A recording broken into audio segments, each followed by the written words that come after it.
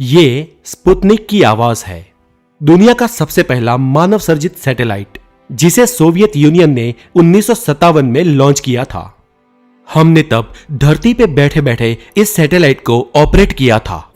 अब कुछ 2 साल पहले सन 2018 में स्पेसएक्स ने इलॉन मस्क टेस्ला रोडस्टर को लॉन्च किया और वो भी यहां से 15 करोड़ किलोमीटर दूर सूरज के चक्कर लगाने के लिए।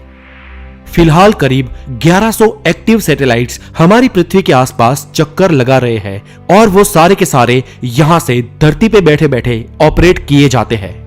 लेकिन इतनी दूर अंतरिक्ष में हम कम्युनिकेशन कैसे कर पाते हैं? दोस्तों, आज हम इस वीडियो में जानेंगे कि हम स्पेस में किसी ऑब्जेक्ट के साथ कम्युनिकेशन कैसे कर पाते हैं, फिर चाहे वो ऑब्जेक्ट हमारी पृथ्वी के करीब हो या वो डीप स्पेस में चला गया हो। और हम ये भी जानेंगे कि हम उसके लिए कौन सी मशीनरीज का उपयोग करते हैं और ये इक्विपमेंट भविष्य में कितने और एडवांस बन सकते हैं। तो दोस्तों, स्वागत है आपका द नॉलेज में और मैं हूँ हितेश गिरी गोसाई।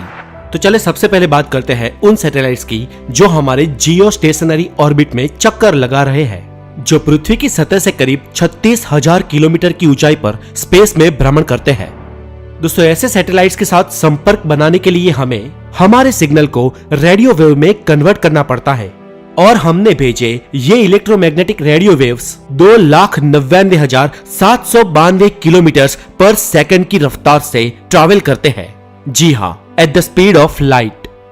जैसे ही हमारा कमांड सिग्नल में कन्वर्ट होता है, वैसे ही वो सिग्नल स्पेस में सैटेलाइट की ओर ट्रांसमिट हो जाता है और इन सैटेलाइट्स के पास बहुत ही सेंसिटिव एंटीनास होते हैं जो हमारे सिग्नल को रिसीव कर लेते हैं। उसके बाद इस सैटेलाइट की सिस्टम इस सिग्नल को कोड में कन्वर्ट कर देती है, जिसके द्वारा सैटेलाइट के ऑनबोर्ड कंप्यूटर्स इसे समझ सके। दोस्तों, ज्यादातर सैटेलाइट्स में सिग्नल को रिसीव करने की और उसे बैक अर्थ पर भेजने की कैपेबिलिटी होती है और इस कैपेबिलिटी को हम लगातार अपडेट भी कर रहे थे। अब साल था 1962 का। ये इस आउटडेटेड टेक्नोलॉजी को अपग्रेड करने का वक्त था। अमेरिका का नासा मून पर मिशन भेजने के लिए तैयारियां कर रहा था और तब नासा को ये लगा कि उसे अपने अपोलो मिशन के लिए ब्रांड न्यू कम्युनिकेशन सिस्टम को खड़ा करना पड़ेगा। नासा को अभी ना सिर्फ एक कम्युनिकेशन सिस्टम खड़ा करना था, लेकिन एक ऐसा कम्युनिकेशन सिस्टम बनाना था जो स्पेस में सिर्फ कमांड का ही आदान प्रदान न करे, बल्कि वॉइस का, फ्रीक्वेंसी का और कुछ इमेजेस और फोटोज का भी आदान प्रदान कर सके। और इसके लिए उन्होंने एक सिस्टम बनाया जिसे कहते हैं यूनिफाइड एस बैंड। और ये सिस्टम कमांड, टेलीविजन सिस्टम के डेटास, वॉइस और वीडियो फुटेजेस का स्पेस में आदान प्रदान कर सकती थी। और इस सारी अलग अलग फ्रीक्वेंसी को उन्होंने एक कोडिंग फ्रीक्वेंसी में डाल दिया। ये एक ऐसी सिस्टम थी जो एक ही एंटीना के द्वारा स्पेस में से ग्राउंड के सिस्टम को कम्युनिकेट कर सकती थी और इसके द्वारा हम हमारी पृथ्वी से ही एस्ट्रोनॉट्स के साथ कंटिन्यूअसली कम्युनिकेट कर सकते थे। बस ये कम्युनिकेशन तभी टूटता था जब स्पेस में ऑर्बिट करने वाला स्पेसक्राफ्ट चांद के बैक साइड जाता था, तब ये सिग्नल लॉस्ट हो जाता था और कुछ 40 मिनट के बाद जब वो चांद की बैक साइड को ऑर्बिट करके बाहर आ जाता था, तब फिर से हमारी कम्युनिकेशन सिस्टम के साथ संपर्क बना लेता था। दोस्तों, सिग्नल का ये लॉस्ट हमारी पृथ्वी के आसपास भ्रमण कर रहे सैटेलाइट्स में भी देखा जाता था। इसलिए अर्थ की परिक्रमा करने वाले सैटेलाइट्स के साथ कंटिन्यूअसली संपर्क बनाए रखने के लिए नासा ने एक स्पेस नेटवर्क का निर्माण किया, जिसमें हर एक सैटेलाइट दूसरे सैटेलाइट से जुड़ा हुआ होता था और इस तरह हम एक सैटेलाइट के थ्रू दूसरे सैटेलाइट के साथ कंटिन्यूअसली संपर्क बनाए रखते हैं। दोस्तों, इलॉन मस्क की स्पेसएक्स कंपनी इसी सिग्नल्स की प्रोसेस के थ्रू सन को ऑर्बिट करने के लिए अपना सैटेलाइट लॉन्च करेगी और हमारा सूरज हमसे 15 करोड़ किलोमीटर दूर है। लेकिन दोस्तों, तब क्या हो जब कोई ऑब्जेक्ट हमसे अरबों किलोमीटर दूर हो और फिर भी हम उसके साथ संपर्क बनाने में कामयाब रहे। दोस्तों, हम इंसानों ने बनाया कोई ऑब्जेक्ट जो हमसे सबसे दूर गया हो, वो है द वॉयेजर 1 स्पेस प्रोब।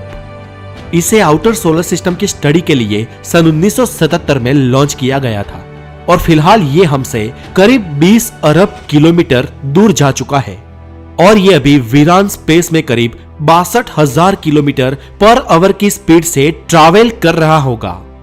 दोस्तों, ऐसे दूर दराज के ऑब्जेक्ट से संपर्क बनाए रखने के लिए हमें डीप स्पेस नेटवर्क की जरूरत पड़ती है और इन डीप स्पेस ऑब्जेक्ट के संदेशों को दुनिया के 3 जगहों पर रिसीव किया जाता है। जो है द यूनाइटेड स्टेट्स, स्पेन और ऑस्ट्रेलिया।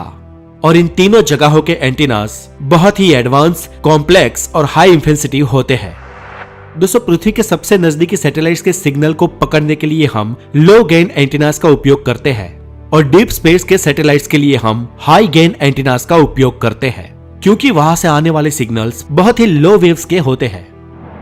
दोस्तों, इन डीप स्पेस के ऑब्जेक्ट के कम्युनिकेशन सिस्टम में हम लगातार प्रोग्रेस कर रहे हैं। सन 2016 में हमने भेजे मार्स के प्रोब से हमने 300 टेराबाइट जितना डेटा कलेक्ट किया और हम लगातार इससे एडवांस सैटेलाइट्स डीप स्पेस में भेज रहे हैं और आगे भी भेजने की तैयारी में है। दोस्तों, फिलहाल स्पेस से जो डेटा हम तक पहुंचता है उसकी स्पीड 5.2 मेगाबाइट पर सेकंड है और इसे बहुत ही जल्द नासा 50 मेगाबाइट पर सेकंड कर देगा। और इसी तरह हम स्पेस प्रोब्स, उनकी टेक्नोलॉजी, उनके सिग्नल्स और उनकी स्पीड में लगातार बढ़ोतरी कर रहे हैं। और वो भविष्य भी नजदीकी है जब हमारे बनाए हुए स्पेस प्रोब्स इंटरस्टेलर स्पेस में पहुंचकर वहां की आंखों देखी जानकारी और स्थिति का डेटा हम तक पहुंचाएंगे। तो दोस्तों, आज के लिए इतना ही। अगर ये वीडियो आपको अच्छी लगी हो तो इसे जरूर लाइक करें, शेयर करें और ऐसे ही हेल्दी नॉलेज के लिए द नॉलेज को जरूर सब्सक्राइब करें। और आप लेटेस्ट अपडेट्स के लिए मुझे इंस्टाग्राम पे @hitesgiri15 पर फॉलो कर सकते हैं। तो फिर मिलूंगा ऐसे ही एक वीडियो के साथ। अपना बहुत सारा ध्यान रखें। Take care.